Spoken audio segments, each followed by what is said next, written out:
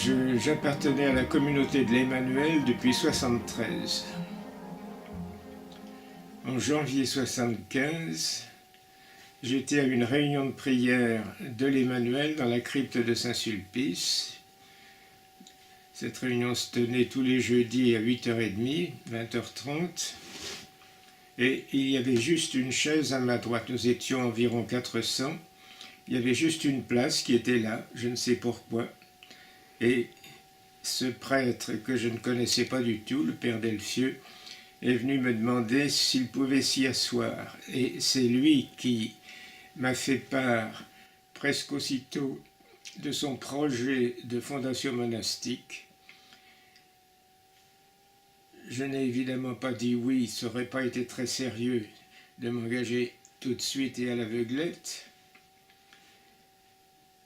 J'ai parlé avec lui le mercredi suivant.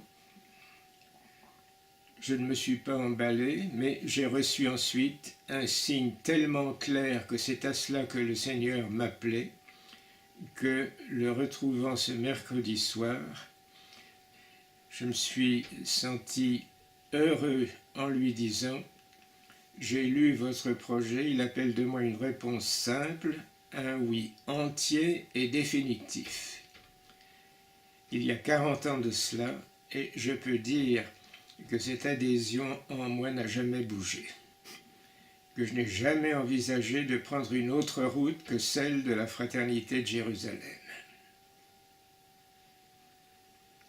Alors le jour de l'engagement, en souriant j'appelle ça mes vœux perpétuels, c'était le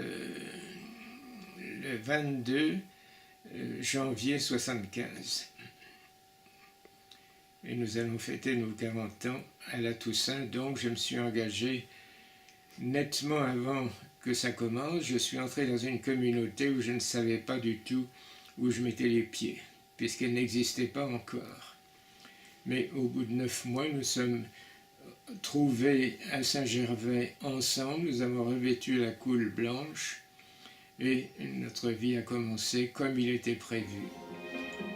Et je me trouvais là à l'aise, c'est-à-dire dans ma voie, là où le Seigneur m'appelait.